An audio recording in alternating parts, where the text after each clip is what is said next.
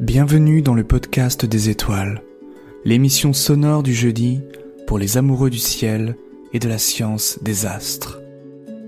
Mon objectif est simple, vous enseigner l'art ancestral de l'astrologie dans le langage le plus simple qui soit.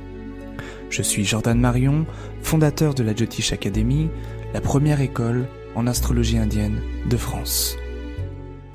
Bonjour à toutes et à tous, bienvenue dans ce 6e épisode déjà du podcast des étoiles. Aujourd'hui nous allons parler de la Lune. La Lune qui est en réalité l'astre le plus important dans l'astrologie traditionnelle. Alors pourquoi cette Lune est considérée comme l'astre le plus important ? Premièrement, alors il y a beaucoup de points, on peut vraiment approfondir cette notion d'importance de la Lune, mais on va ici vraiment essayer de faire simple, de faire court et d'être efficace. Premièrement, la Lune, c'est l'astre, évidemment le satellite de la Terre, l'astre qui va faire le pont entre le ciel, entendu en tant que planète, c'est-à-dire astre errant, étymologiquement parlant, et astre fixe, à savoir les étoiles. Donc cette lune fait le pont entre le ciel, planète et étoiles, et ce qui est relié au monde sublunaire, c'est-à-dire en réalité ce qui est en dessous de la lune, c'est-à-dire en réalité la Terre et nous. Cette lune, elle va agir comme une espèce d'éponge.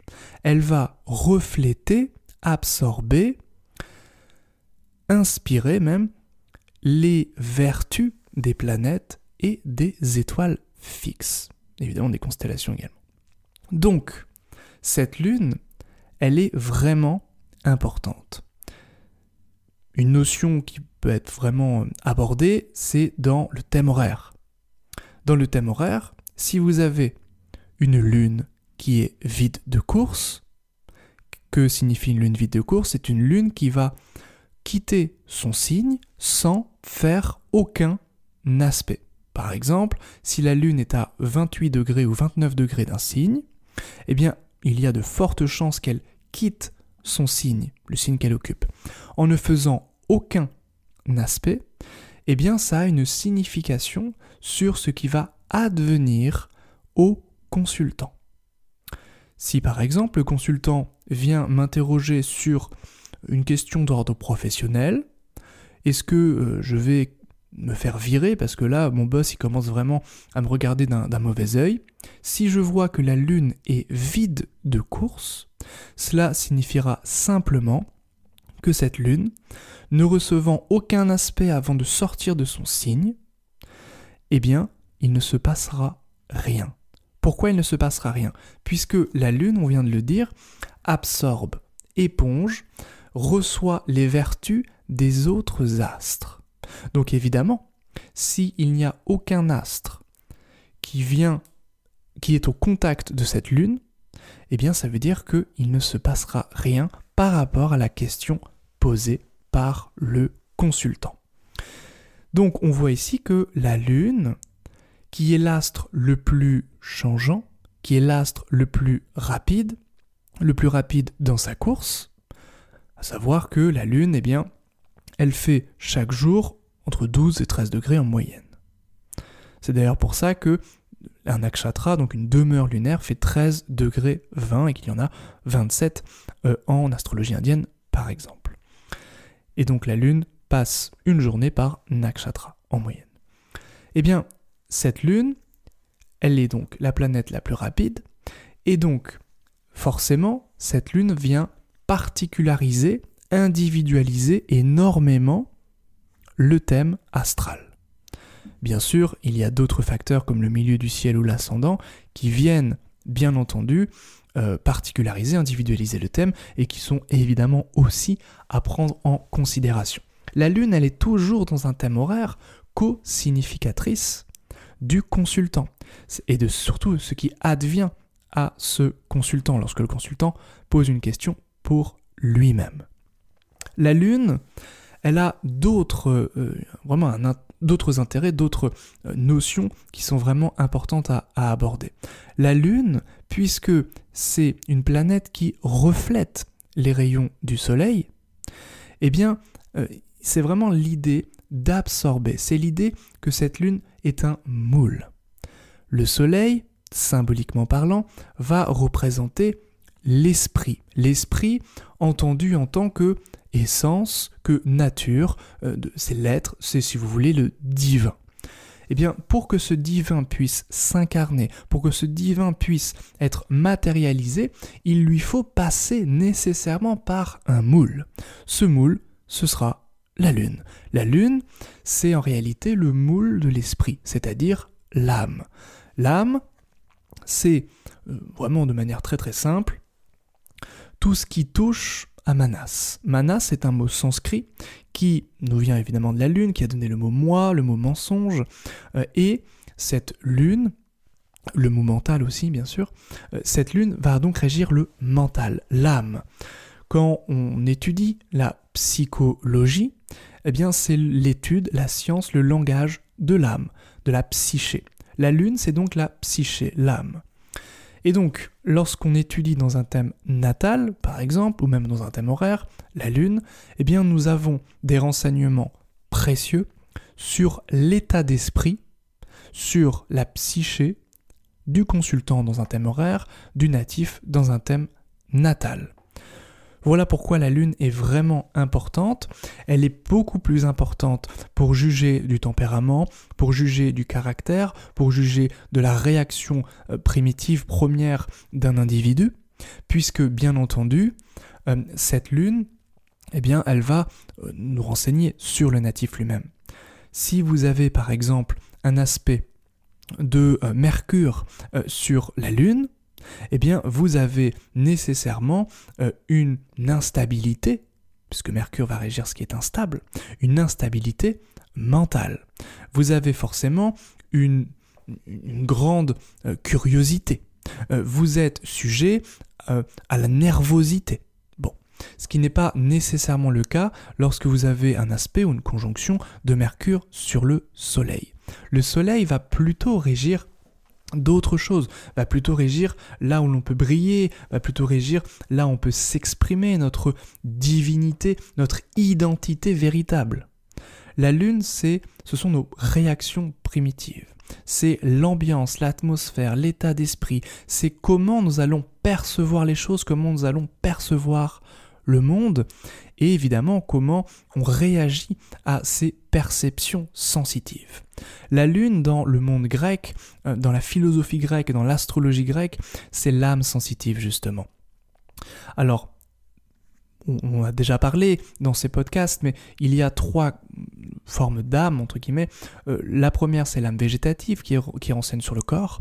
Puis vient l'âme sensitive, qui est effectivement la lune, c'est-à-dire nos réactions, c'est-à-dire en réalité nos sens, nos sensations, les pensées qui sont la conséquence de ces sensations, et puis évidemment les émotions, ici, qui sont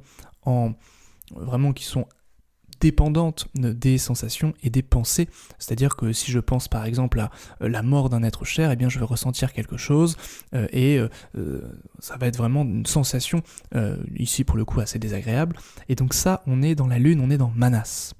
Alors que le soleil, on est beaucoup plus dans notre être véritable, dans notre identité véritable, c'est-à-dire là où l'on peut briller, là où on peut faire preuve de créativité, s'exprimer et se rendre aussi visible, avoir une reconnaissance.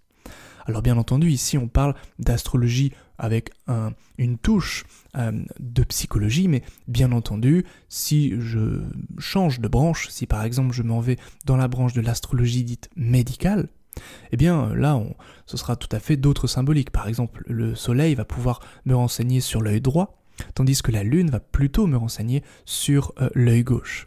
Si je continue dans cette astrologie médicale, eh bien par exemple, le soleil va plutôt me renseigner sur le tissu osseux, notamment en astrologie indienne, quand le soleil est maître régent de la maison 1, la lune va plutôt me renseigner sur le sang et les fluides du corps de manière générale.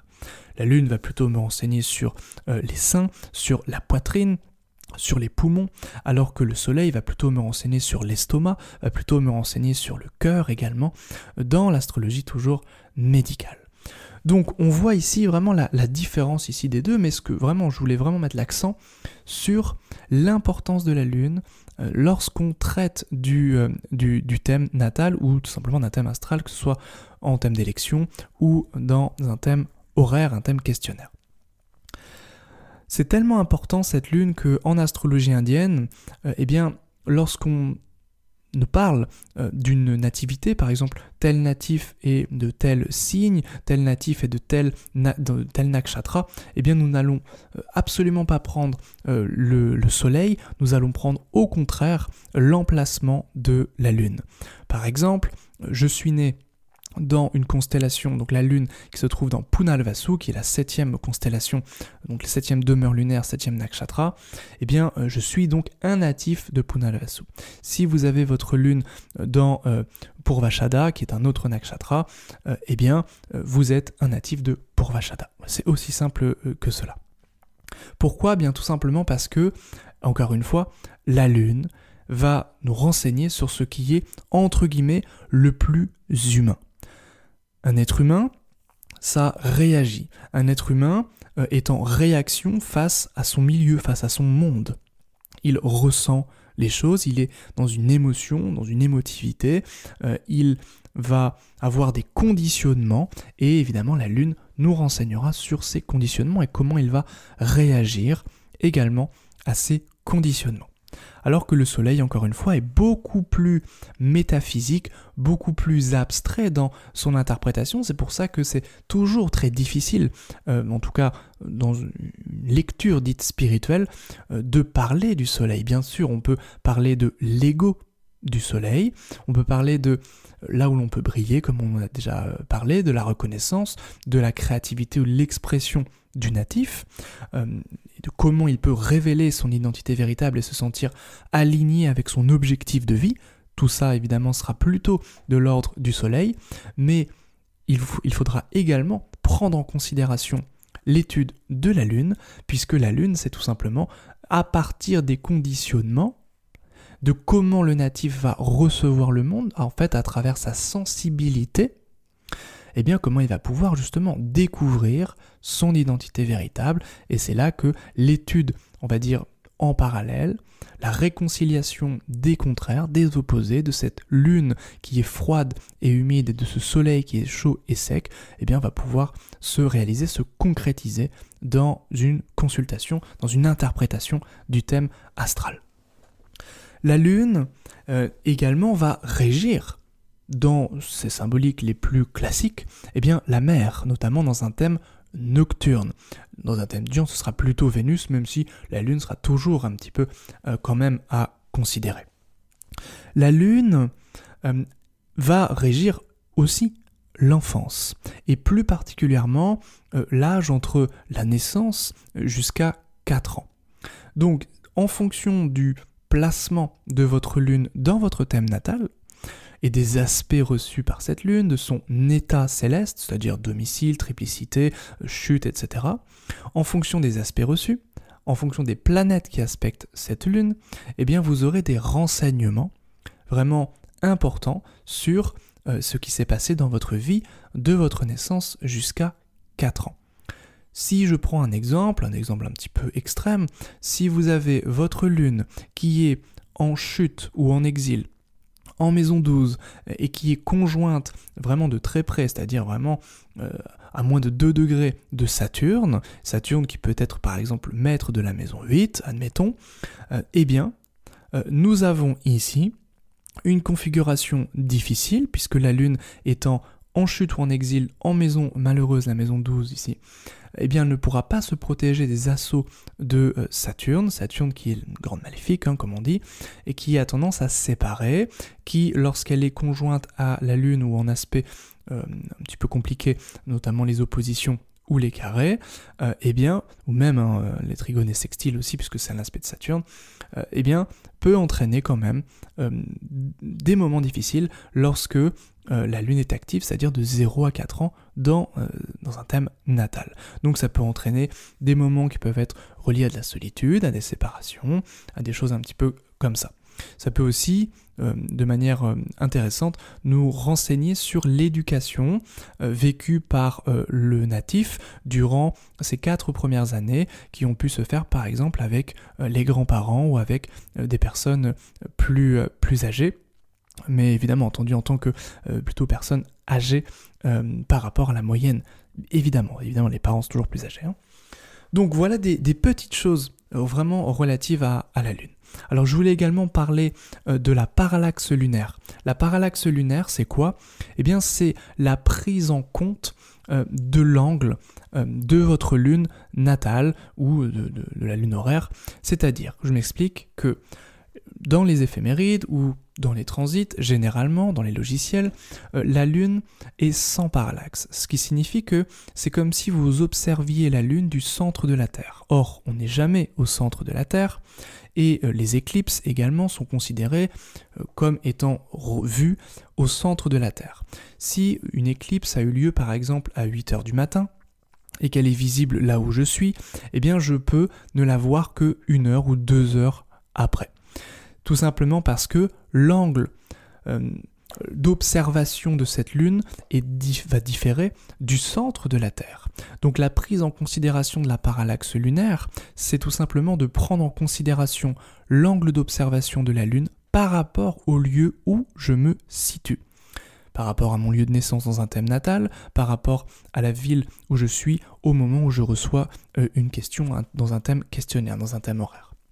Eh bien, cette prise en considération de la parallaxe lunaire en astrologie occidentale peut avoir une conséquence quand même importante. Par exemple, si j'ai un aspect d'une planète sur la Lune, et que, par exemple, la Lune est à 15 degrés 0,1 et que la planète se trouve à 15 degrés 0, eh bien, si la Lune est déjà passée, ça veut dire que l'action est en cours ou que l'action a déjà eu lieu ici. Or, si j'enlève la parallaxe, il peut y avoir un décalage. Un décalage, si bien que la chose ne sera pas en cours, la chose n'est pas déjà passée, mais aura lieu prochainement. Bon. Eh bien, ça, c'est très important pour, par exemple, la prédiction dans un thème horaire. C'est important aussi, pour le thème natal, par rapport au degré symbolique. Si j'ai une lune qui est à 26 degrés du Cancer, eh bien, ce sera plutôt un degré de docilité, de serviabilité. Bon, mais il ne faudra pas trop en demander aux natifs. Or, si j'ai une lune à 27 degrés, ce qui peut être le cas si on ajoute la parallaxe, bon, si on prend en compte cette parallaxe, eh bien ce sera tout autre, ce sera plutôt une nature indépendante, une personne qui sera dans la contemplation et qui fera en sorte que lorsqu'elle observe le monde, elle y verra quelque chose de plus grand qu'elle. Donc il y a un aspect de contemplation, il y a un aspect de poésie là-dedans. Donc c'est un petit peu différent et évidemment cette prise en compte de la parallaxe lunaire peut donc être importante pour juger du comportement, encore une fois, et de la réaction du natif qui peut vraiment être différente en fonction de ce degré symbolique. Degré symbolique qui, je le rappelle, doit être vu avec les degrés de la Volasphera ou avec les degrés du calendrier thébaïque et non pas avec, par exemple, les degrés sabiens qui sont des degrés modernes qui pour l'anecdote, ont été réalisés en moins de 24 heures par une voyante. Donc, c'est pas solide. Hein. Alors, le degré maximal pris en considération de la parallaxe lunaire, ça peut changer de 1 degré par rapport au fait de ne pas considérer cette parallaxe lunaire. Bon, donc ça n'a pas l'air d'être quelque chose de très... qui a une grande conséquence. Pourtant, en astrologie indienne, eh bien, ça va tout changer. Pourquoi ? Les périodes planétaires, en astrologie indienne, dépendent du placement de la Lune dans une demeure lunaire, dans un nakshatra. Eh bien, 1 degré, ça peut vraiment changer beaucoup de choses par rapport aux périodes. Si je prends l'exemple de mon thème, j'en ai parlé déjà dans le premier numéro de Cosmos, donc le magazine d'astrologie, eh bien, la Lune, si on enlève la parallaxe, donc si on ne la prend pas en considération, je vais me retrouver dans une période de Mercure, qui peut-être va commencer au mois de janvier. Si je prends en compte la parallaxe lunaire, donc la Lune va augmenter ici en degrés, en tout cas dans mon thème, pour mon cas, et donc forcément, les périodes vont être en décalage. Eh bien, dans ma période de Mercure, il y a un décalage de 9 mois. Ce qui signifie que si on prend en considération la parallaxe lunaire, par exemple, si deux astrologues, le premier ne prend pas en considération la parallaxe et que le second la prend en considération, et que les deux cherchent à savoir des choses, des événements, quand ces événements vont se produire, eh bien, ils auront tous deux 9 mois de décalage.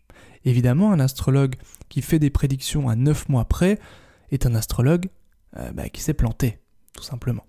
Donc, faut-il prendre en compte cette parallaxe lunaire ou pas ? C'est la grande question. C'est la grande question auquel s'est essayé de répondre vraiment Jean-Baptiste Morin de Villefranche au XVIIe siècle. Et lui nous dit évidemment de la prendre en considération, cette parallaxe lunaire. Pourtant, dans tous les thèmes d'exemple, dans toutes les études de cas qu'il nous a partagées, il ne prend pas en considération la parallaxe lunaire. Donc ça, c'est quand même assez intéressant et très très paradoxal. Est-ce que moi je la prends en considération, cette parallaxe ? Eh bien, ça dépend. Ça dépend. Alors, évidemment, je ne vous dis pas de la prendre absolument ou de ne surtout pas la prendre. Je vous invite, comme à chaque fois, à faire vos propres recherches par rapport à cette parallaxe et de considérer ce qui fonctionne le mieux pour vous. C'est ça aussi la magie de l'astrologie, à savoir que une technique, un système, des réglages peuvent très bien fonctionner pour vous et pas du tout pour moi. Il faut ressentir les choses, que l'intuition puisse couler à partir d'une technique qu'on aura vraiment expérimentée. Et à partir de ça, eh bien, on conçoit sa propre trousse à outils. J'insiste vraiment sur ça, c'est vraiment essentiel. Mais je ne pouvais pas ne pas évoquer cette notion de parallaxe lunaire dans un podcast consacré réellement à la Lune. Et puis au moins, vous aurez très certainement appris des petites choses concernant la Lune et des choses qu'on ne voit pas forcément partout. Voilà ce que j'avais à vous dire concernant la Lune. Alors bien sûr, on pourrait approfondir, on pourrait parler des révolutions lunaires, on pourrait parler évidemment des yogas, donc les yogas qui sont les combinaisons, les configurations propres à l'astrologie indienne, mais évidemment on peut aussi s'en servir en occidental, ça vient compléter l'interprétation. Par exemple, je vais finir sur ça, alors attention, c'est un thème sanskrit, ne partez pas tout de suite, un Kemadruma Yoga. Kemadruma Yoga, c'est quoi ? C'est tout simplement l'idée que la Lune, dans un thème natal, n'est pas encadrée. Ça veut dire que la Lune, dans la 12e maison et la 2e maison comptée d'elle-même, il n'y a aucune planète. Généralement, ça peut traduire une personne qui se sent très seule, qui se sent un petit peu dans une solitude ou qui, à un moment donné dans sa vie, se sentit abandonné ou exilé ou qui n'a pas eu le soutien, le pilier psychologique et mental nécessaire. Ça ne veut pas forcément dire que la personne ne va pas réussir sa vie, ça ne veut pas forcément dire que la personne est fragile psychiquement, il faudrait d'autres configurations qui aillent dans ce sens, mais ça traduit quand même évidemment une forme de solitude, puisque c'est un petit peu comme tout à l'heure avec notre lune vide de course, il n'y a pas de planète qui donne la vertu à la lune. Or, cette lune, sa qualité essentielle, c'est justement d'imiter, de copier, d'absorber, de répandre la vertu qu'elle reçoit. Voilà,